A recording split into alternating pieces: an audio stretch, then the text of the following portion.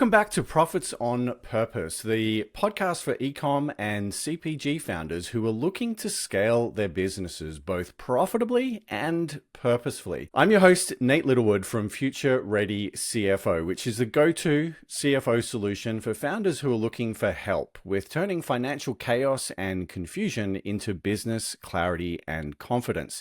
Anyway, today's guest is Aveline Elfar, who is a fractional CFO and founder of a business called AE&Co Operations Agency, which is a boutique consultancy that helps health and wellness entrepreneurs transform operational chaos into scalable systems. Over the past decade, as a fractional COO, Aveline has worked with multiple 6- and 7-figure businesses, helping them reclaim sometimes over 10 hours per week through strategic automation and process optimization. Her philosophy to business is simple but really powerful. Clarity is kindness is kind of what she's all about, and she brings that principle to every system that she builds. What makes Aveline's approach unique is that she doesn't just help you strategize. She actually rolls up her sleeve and helps with implementation as well. From her early days optimizing franchise operations to now helping online businesses automate customer journeys and build process databases, she's seen firsthand how the right systems can be the difference between a founder working a 16-hour day and working just 4 hours per day. Wouldn't that be great? Aveline, welcome to the show. It's great to have you here, and I'm looking forward to diving in. Appreciate you having me, Nate. Of course. Well, I always like to start these conversations off with a bit of a backstory and just learning a little bit more about you. So take me back to the moment when you realized that you wanted to make this change in your career, getting out of franchise operations and focusing more on the online business world. What was it kind of about, digital entrepreneurs that really, pulled you in? What I really saw while I was there was how manual processes and firefighting was constant. Mm-hmm. And I didn't really understand. For me, I am I'm an operations nerd. I'm an A-type personality. I like organization. It gives me a standard and it gives everyone around me a standard to work with and work Mm-hmm. by.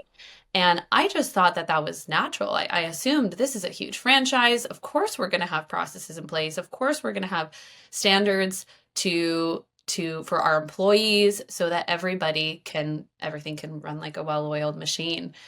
And that just wasn't the case. So I installed a operating system and framework and essentially took the bull by the horns and turned that location into a very profitable and successful location. We were actually one of the Mm-hmm. highest locations in that area in terms of revenue, in terms of customers, and customer satisfaction as well. So Mm-hmm. that honestly kind of got me hooked onto Yeah. like, oh, this is what it's all about. This is the work that lights me up is actually, Mm-hmm. helping people reclaim their time, but also helping standardize processes and workflows across the board.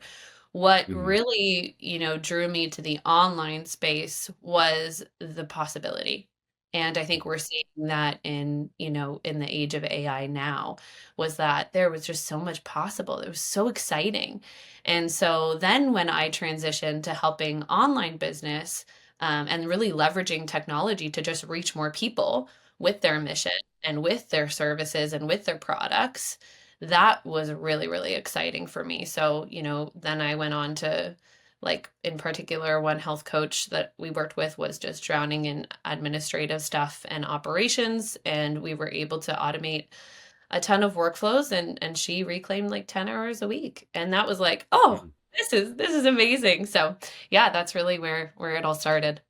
Nice one, nice one. And I understand that you've niched down a bit more specifically into the health and wellness space, and that kind of covers both consulting and coaching type businesses, from what I understand, as well as kind of e-com or physical products type businesses. Tell me, how did you get focused on that niche specifically? Why is health and wellness so important to you? Yeah, it's been a recent change in the way that we've done business in the past. But honestly, it's really personal because at 21, I was Hmm. told I needed surgery that was usually reserved for people in their 40s and 50s, and I was Oh, otherwise wow. healthy and but I did have a diet of like a bunch of processed foods, as most Hmm. people do. And instead of accepting that prognosis, I really set out to just heal naturally and found a homeopath who introduced me to the world of natural medicine. And Mm. that journey just changed everything for me. I ended up being able to heal myself naturally. And it just, yeah, opened up for me to see how powerful Mm. holistic approaches can be. And I really wanted more people to know about this. So that's why I'm Yeah. so passionate about leveraging technology to help health and wellness entrepreneurs Mm. reach more people so that they can help and help people heal naturally too. Okay. Um, yeah, so Okay. that's So what I'm hearing here is you're the sort of person that loves systems, processes, and organization, and you're personally passionate about the health and wellness space.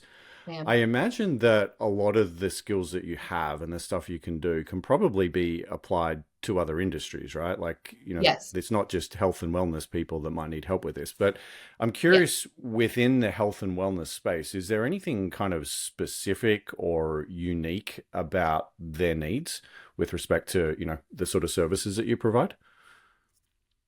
Well, I would say that the unique piece that we have found is Hmm. that we are in the age of a lot of health and wellness influencers, and Hmm. they often need help leveraging the network that they have created and the audience that they have created Hmm. to produce more revenue, essentially. So, like, we partnered with a Right. doctor. He was a chiropractor. He had a huge following, but he didn't know exactly. Well, he had monetized through launching a membership because we do work with service-based businesses like that as well. And but he hadn't capitalized on a lot of his email marketing.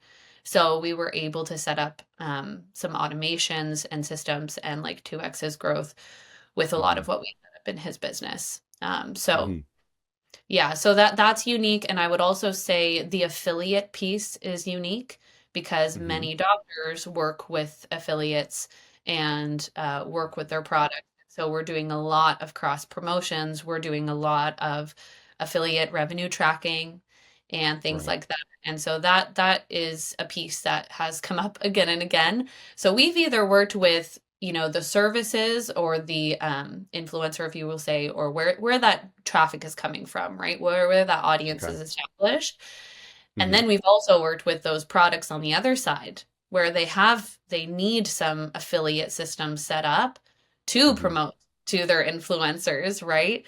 So, Right. I talked with a founder last year. He had a product he wanted to launch, and like we know this to be true, right? One of the biggest priorities on his list was finding established health and wellness influencers and entrepreneurs. Some of them like to call themselves influencers to partner with to promote Mhm. their products. Okay. Gotcha. Gotcha. So I understand the big picture here, and you've given me a couple of examples around partnerships and, tracking revenue and affiliate stuff. I also understand your focus on health and wellness, but I was wondering if we could get a little bit more tactical. So assume a e-com founder comes to you. They're doing seven figures and they say to you, "Oh my God, I'm overwhelmed. Like I'm working 16 hours a day. I'm burned out. Um, can you help?" Yeah, this is my job. I love this question because this is what I do. Yeah, I love it. Yeah, so the top three ones that I see is that there's no clear process for customer follow-up and engagement. The customer Hmm. service tickets and operations in general are usually left to their own devices. Number two is that everything lives in the founder's head. So how to manage certain things, how to look over tasks, it's typically all from the founder's head. And then three, in accordance with that, they're also just relying on the founder for every answer. So usually it's a systems and a people problem, Hmm. unclear roles, scattered standards, operating procedures, and tech tools that don't talk to each other. Hmm. So they're the typical problems that I find. Okay. Talk to me a little bit more about getting everything out of the founder's head. I know you've done some work with like SOPs and process databases. Like how do you go about tackling that and what does the workflow or process look like to actually Yeah. build that? So there's Hmm. process documentation, which is part of what we do, and then there's also process automation. So Hmm. you'd imagine if I told you how to do a task, then I documenting that is one phase, right? But then looking to see what how we can automate that properly, that's a whole nother phase. Hmm. So Hmm. we try to marry them both. If we work with a founder or a company that already perhaps has some documentation in place, but they actually need help figuring out what can be automated, then we Hmm. come in and we help with that. If there's a company that literally has nothing in place, then we help with the documentation phase first. Hmm. Okay. Yeah. And how do you manage for SOP or process obsolescence? I've actually had in a past life I was an e-com founder myself, and a little bit like you, I'm also obsessed with systems and processes and SOPs. And I had this we actually had a database of probably I don't know 70 to 100 different SOPs covering like how to send inventory to Amazon, how to Yeah. do customer service, everything. Anyway, in this day and age of AI and, even pre-AI, like technology is always moving so fast. And what I would often find is that, you could write an SOP today, but 6 or 12 months down the road, the focus of the business has changed, the priorities changed. Maybe there's a new technology or tool. And if you've developed this SOP and you've shipped it and, you've got a virtual assistant or some other team member handling it for you, how do you go back and revisit them and make sure that you just, not mindlessly doing things on autopilot that might be redundant? Yep. Yeah, great question. So I actually ran a workshop a couple months ago on this exact subject because that's what a lot of founders ask. They either have the question of how do I get my team to follow the processes, or how Hmm. do I create feedback loops to actually improve on those processes and ensure they're up to date? And I think Hmm. it's as simple of an answer as ensuring that you have some kind of reminder in place to update those. There should be somebody on the team that not only owns the task, but owns that result and how that's being improved upon. Hmm. And so they should have ownership of that whole area. And I think honestly that also is a difficult thing for founders because that mindset of self-improvement and like we want Hmm. to get better, we want to implement the latest technology. We that's actually quite unique versus like this is just the way we do things. Hmm. Hmm. So there are two things there, right? So they have to have that awareness that automation is going to make things easier, technology is going to make things easier and can still Yeah. feel high touch. And we can Yeah. go into a process and say, hey, like I just realized, Shopify can automate this now. I just realized Klaviyo came out with a new feature and we can implement this Hmm. in the process. And then Yeah. actually going back to that whatever spreadsheet and making sure that that process is up to date. And then I would Hmm. say number two is also making sure that people are going back to that. So if you have a Hmm. task management system, you're linking to that exact process so the team is aware, okay, this exactly is what I need to follow to get the Yeah. exact result that is expected of me. Yeah. Yeah. So I'd love to get your feedback on this. When I went through this process a few years back, we incorporated a couple of features into these SOPs. One was that we had a publication or last update date, Mm. and 6 months after that, we would automatically trigger a review. And when that review gets triggered, it gets put on the to-do list for the SOP owner. And it's like, hey, here's your 6 month review comes up. The other thing that we incorporated is linked it into our daily task management tool, Yep. which we built in Airtable. But it basically meant that you could always see when each SOP was last completed. Hmm. And if there was ever a period, I think we'd set it to like 6 months or something, where we hadn't used an SOP for 6 months, that would also trigger a review. It's like, okay, is this actually still relevant? That's great. If not, can we retire it and make it redundant because it doesn't really need to be in the library anymore? Absolutely. Are there any other kind of tricks or hacks for maintaining these systems and keeping them clean and up to date? Yeah, I think that's great having those things trigger off automatically. If you know how, then absolutely, that's a good starting point. One thing I would say is that if you have someone on your team or have someone who is more aware of the technology coming out, having them do a full audit on all your Mm-hmm. processes or hire us to Mm-hmm. do that. But Yeah. having them do a full audit on all your processes so that they Mm-hmm. can have a bird's eye view. Mm-hmm. Because Mm-hmm. sometimes when they're just looking at the one process, they're not seeing all the other steps. They're not seeing the full customer journey. Perhaps they're not seeing the full team communication and all the steps in place. Got it. Got it. Okay. And you mentioned a number of times already the customer journey. When you go and look at customer journeys for new clients, specifically an e-com brand, what are you looking for, and what are some of the common problems or issues that you see a lot of? Yeah. Yeah, so customer journey, just so everyone understands that what that means is mapping every client touch point. So like from when they're a lead to when they're a customer to increasing post-purchase purchases. Hmm. So, and essentially what that means is automating as much as possible. So typically what I find is that post-purchase flow, things like, reorder reminders, automated email sequence, to encourage the customer to learn more about the founder, learn more about the product, create an awareness of all the products that are offered, right? Like what next step do you want the customer to go on? Do you want them to just purchase this one? What's the next step for them? And making that really, really clear and consistent. Hmm. Um, so yeah, I find most founders typically drop the ball after the sale. Okay, and it's the post-purchase stuff where they're usually lacking. And is there more to that than kind of Klaviyo Yeah. post-purchase automation? Is there other cool stuff that you help people with? I find that's the biggest thing. I mean, there's Mm, abandoned cart sequences.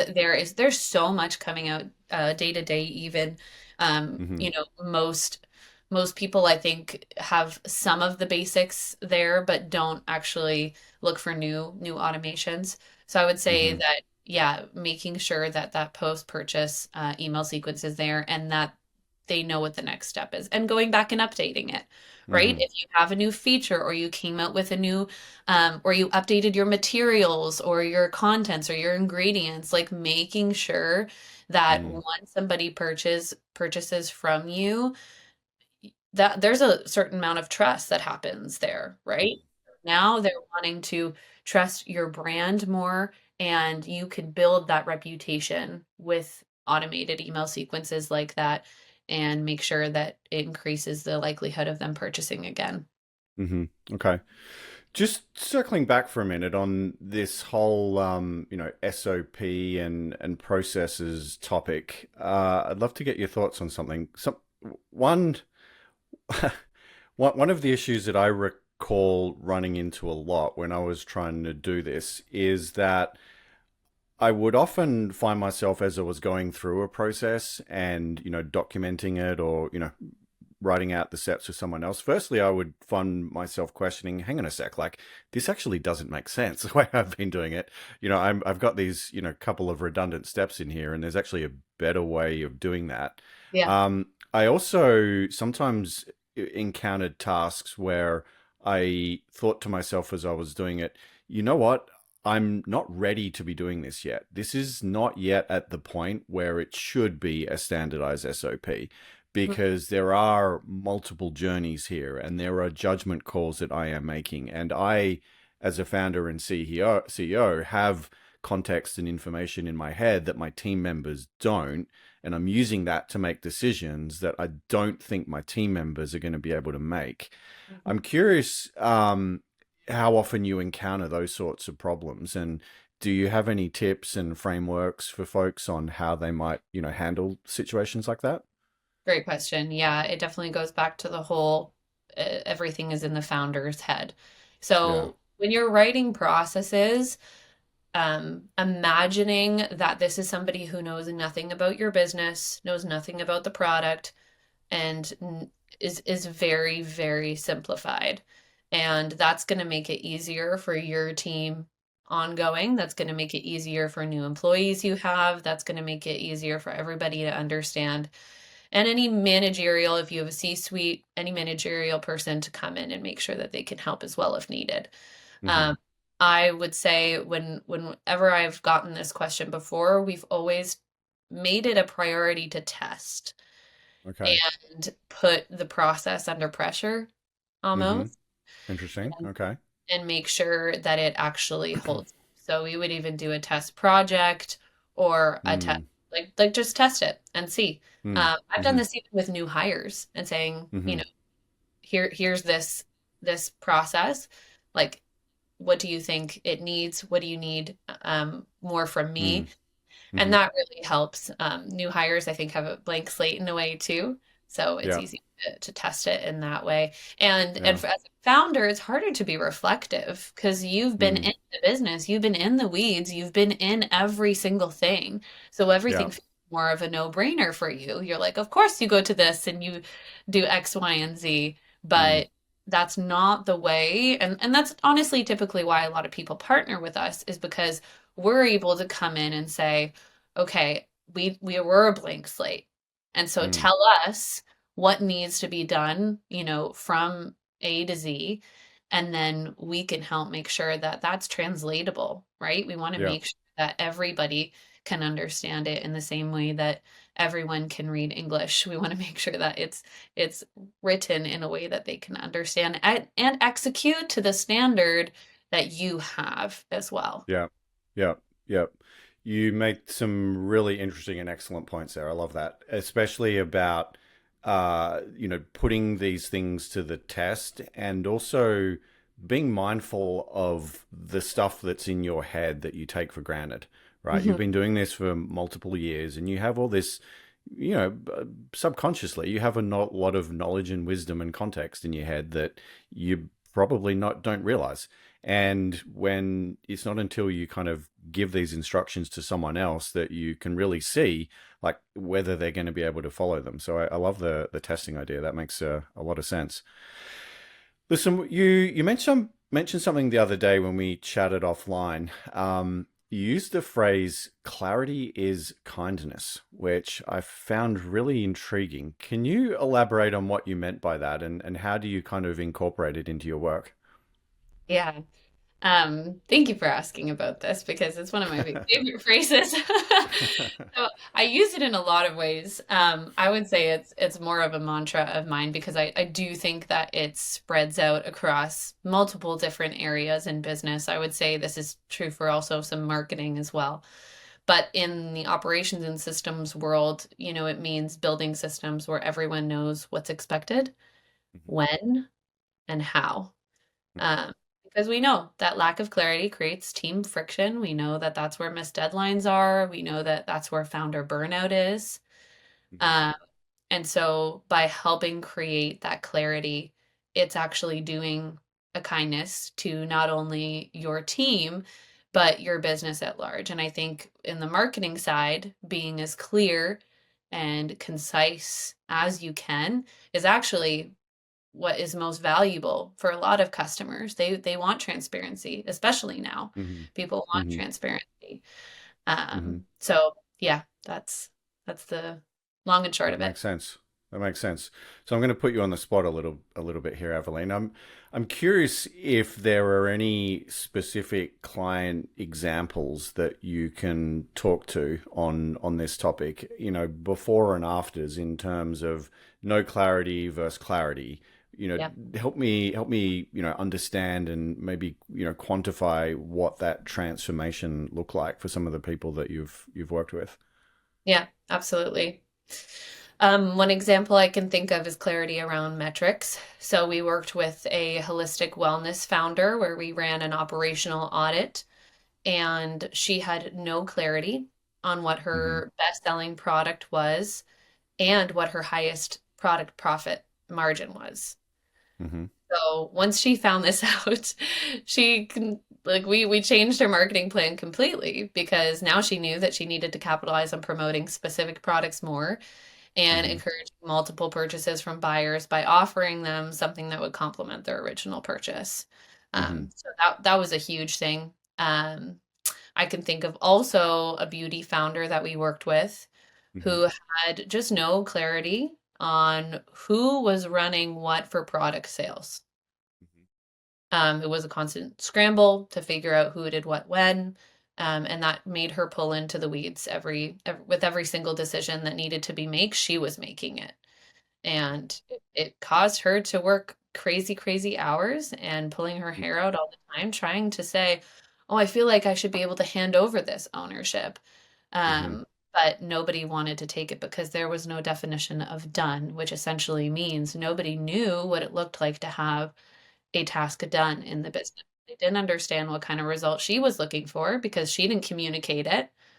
Right. So that's why, and you know, it could also be said this is just a matter of expectations. We need to be clear with the Yeah. expectation result that we want to see.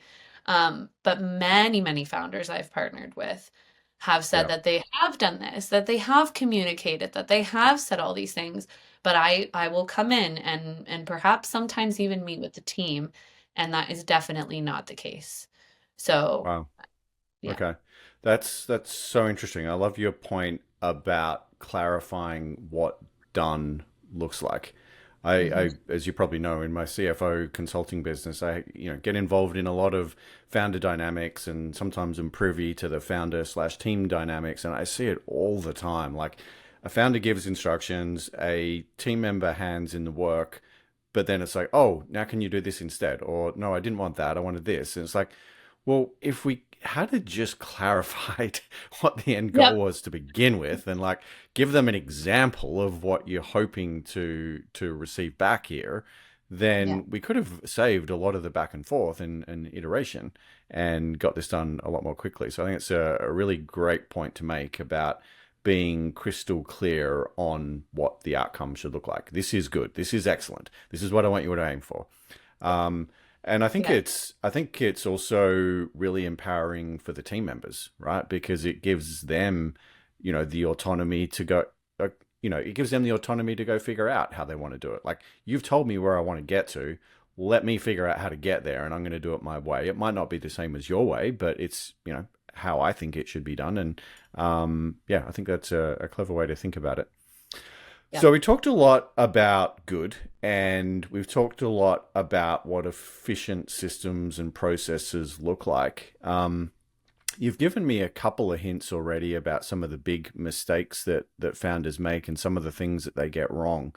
But looking at kind of seven-ish figure ecom CPG folks specifically, which is kind of the universe that I play in, what are some of the biggest mistakes that you see them get wrong operationally? Where do you see them falling over and messing things up on a consistent basis? Yeah. So I would say the biggest mistake would be waiting too long to systematize Mm-hmm. or trying to DIY everything and then having to Mm-hmm. pay someone, often people like me, to Mm-hmm. come in and clean up and simplify it. So a lot of founders we Right. work with, they're visionaries, they're creatives, they Mm-hmm. love the big ideas, but they get stuck in the weeds of like, okay, how do we take this to fruition? How do we actually make this happen? And so my clients are often say, okay, I have this like great idea, but like I have no idea how it's going to happen. I have no idea what systems I need, and I have no idea what processes I need to put it in Mm-hmm. place. You'd be surprised at how many 7, 8 figure founders we have worked with that do not have these things in place. And so, yeah, definitely. I always use the analogy of when you think of a house, the piping is your operations, your delivery systems, what you have in Mm-hmm. place, and sales is like the water. So Mm-hmm. there are visionaries and founders that focus on getting those sales in. But if you Mm-hmm. have no delivery systems, you're going to have leaks everywhere, right? And in the same way, obviously, if you build and you have no Yeah. water coming in, that's not good either. You Yeah. want to have that water coming in. But oftentimes, founders will tell me, especially when I run, a comprehensive operational audit for them, they'll often tell me like, oh, I wish I should have had this in place years ago. It gave me, warm fuzzies to be thrown in the deep end, have an opportunity to absorb information, learn something new, try to figure. I'd never built an SOP database before, but you know what? I really enjoyed figuring it out. How, how, how I'm I guess having a little side conversation with you here. How Okay. is a consultant, right? Like trying to help that sort of personality. And I think that sort of personality is somewhat common Yeah. amongst CEO founders. Like a lot of us do like figuring things out and learning. Mhm. How do you, as a service provider and consultant, trying to help these people, like how does the your client or the founder know that all right, it's time to tap out? As much as you enjoy doing this, you're not doing a good job, and someone like you, Aveline, can help them do it much better or more efficiently than they currently are. What are some of the, telltale signs that we should be putting our hand up and asking for help? I love that question. I feel like I can definitely empathize with the dopamine. You have that issue too, or 100%. Everything is yeah, figure outable. It's actually it yeah, is a big value of mine. Like resourcefulness is actually a very uh-huh, big value of mine. I do try to hire even on soft skills. We have a small team that helps implement, and I love hiring resourceful people because that attitude is so valuable. mm-hmm, But I agree how that outlook on life and on business becomes really difficult. So one of the and I'm sure you've heard of it, one of the books that really helped, and I send it to clients sometimes, okay, is called Buy Back Your Time by Dan Martell. okay, Um, interesting, very good outlook on how even what is your time worth, right? Because I do mm-hmm, think it comes down to that. What is your time worth as a founder? Is your time worth doing that $20 an hour task?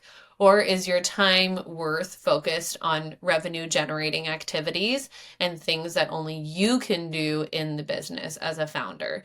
So, mm-hmm, if nothing else, if you're like, I think I can do this, I think I can build this automation, I think I can build this process database, I think I, as a founder, should do it.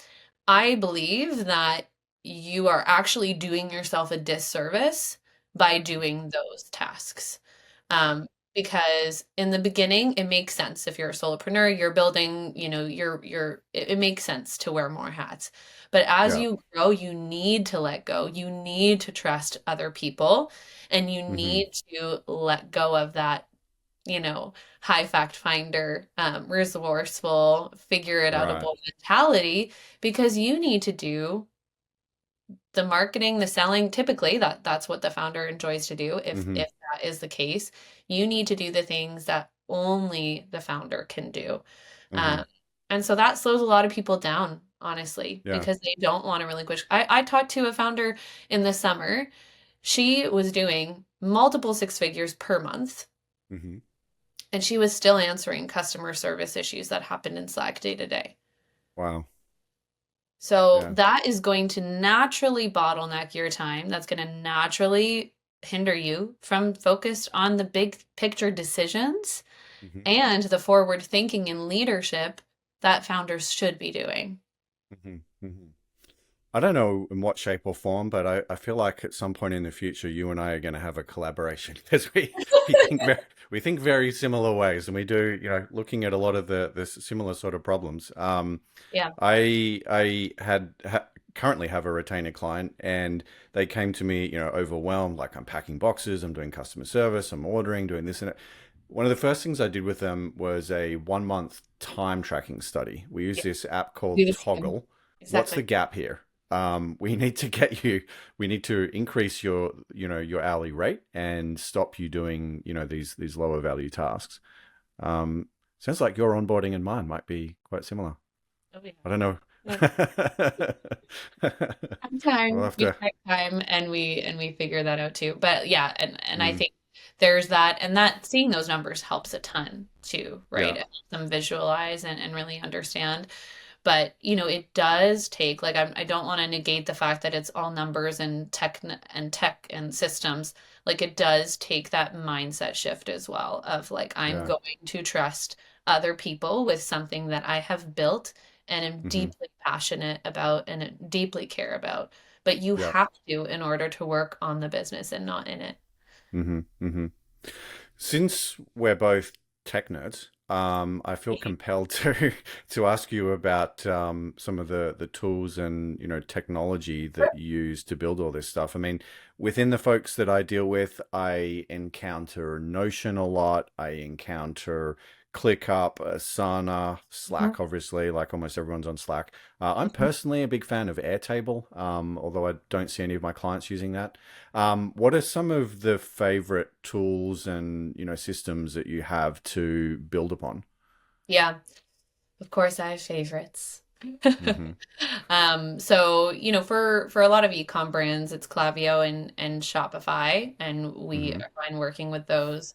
My favorites, in terms of categories for task management, our favorite is ClickUp. We just did a ClickUp build, just Mm-hmm. closed one last week, and it just the capabilities are really, really wonderful.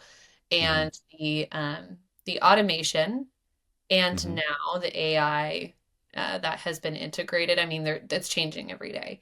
So Mm-hmm. it's just incredible to see a user interface and a workspace that can be so highly optimized. So Mm-hmm. that's one of our favorites for email marketing. Active Campaign Mm-hmm. is my favorite. Really because the ease of segmenting of tags and their reporting is Mm-hmm. really wonderful to see. So you like Really, it over Klaviyo? I do. Okay, interesting. Does it integrate as well with Shopify? It can. I It believe can. I, Okay. I believe you need Zapier to help, which if you don't know what Zapier is, it's a connector Mm. tool, Mm-hmm. um, which we're actually partners with too. Zapier is one of Okay. my That makes favorites. complete sense. Yeah. Okay. Got it. Got it. And talk to me about the AI factor here. I, I have this weird relationship with AI. Like every week, I think, you know what, I need to sit down and dedicate some time to this. And actually, on my to-do list in my diary, I was just writing it out this morning while I was having my coffee. I was like, need to set up, recurring time to work on the AI project. I've got some, new products, shall we say, that I think can be built in it or with it. And I'd love to be spending 5 or 10 hours a week on this, but I inevitably get to the end of the week and I haven't spent my 5 or 10 hours. And then a month or two later, I come across a new tool or technology that can do in 5 minutes the thing that I was about to spend five or ten Yes. hours figuring out.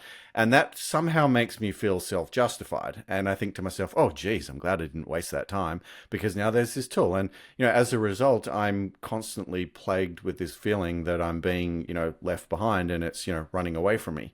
Talk to me about your relationship with AI. How are you incorporating it in your own business as a, consultant, agency owner, whatever you would call it? But also, what are some of the best practices that you're seeing with your clients and the businesses that you work with? Yeah, I empathize. I'm the person that is also making sure that I'm not doing something that could be automated. Like, there's got to be a better way to do this. There has to be a better Yeah. way. There has to be a better way to automate this. And I agree. Yeah, things are changing so fast. It's very exciting. Mm. So AI is a huge lever with efficiency, which is what I'm all about, creating that ecosystem of efficiency. So we use it for everything from like automating repetitive admin, mostly like reporting. We do some of that for clients. And so that helps with analyzing client data for bottlenecks. And it's not replacing people, it's just making teams faster if they're able to use it the way that it needs to be used. Yeah. So, I mean, I think every seven-figure e-com brand should be looking at AI-powered tools, process documentation, support bots, things like that. Um, some of the, like I would say some of the roadblocks people hit or is that they are either at a place where automation is very, very new to them. Mhm. Been getting automation on board is like, whoa, this is revolutionary. And so we we don't touch the AI integrated stuff as much, or we'll build it for them. Or some people do have some automation in place or some things in place, but they're clunky, or they're just like, oh, we automated it, but then we go in and it's very, very basic, or it's outdated, or it needs some improvement. Just in the same way we were talking about processes, it needs some revision to update. So, Okay. Gotcha. yeah. Cool. I love that. Well, we unfortunately need to wrap things up pretty soon, but I've got a couple of remaining questions for you. The first is one that I ask of all of my guests on the show, and hopefully you've heard me ask it to someone else already. But I'd love to know, what is your favorite business KPI or metric? How often do you track it and why? Yeah, so we're all about creating a cohesive customer experience. So naturally, my favorite metric is that client retention rate or customer lifetime value. I track it monthly in terms of like our own because we want to know how well our systems are supporting both the businesses that we partner with and the client experience. And, high retention means that you're delivering great value and that Mhm. clients trust us to help them scale in that way. And then for our clients, understanding that customer lifetime value just gives you insight into what that, how many purchases the customer is making on average and where to capitalize on those efforts. Okay. Okay. Nice one. Nice one. Well, Aveline, this has been a fascinating conversation. I am so glad that you sent me that random Instagram message and said, "Hey Nate, we can chat." Where should people go if they would like to learn more about you or to get in touch? Yeah, so you can find me. I'm active on Instagram and on LinkedIn. So my name is Aveline, Aveline, Elfar, Elfar. And I am on LinkedIn a ton. On Instagram, it's avelinelfar.co. And you can find me on my website, www.avelinelfar.com. Perfect. Thanks so much, Aveline. Hope you have a fantastic holidays, and we'll be in touch again soon. Take care. Thanks so much. You as well.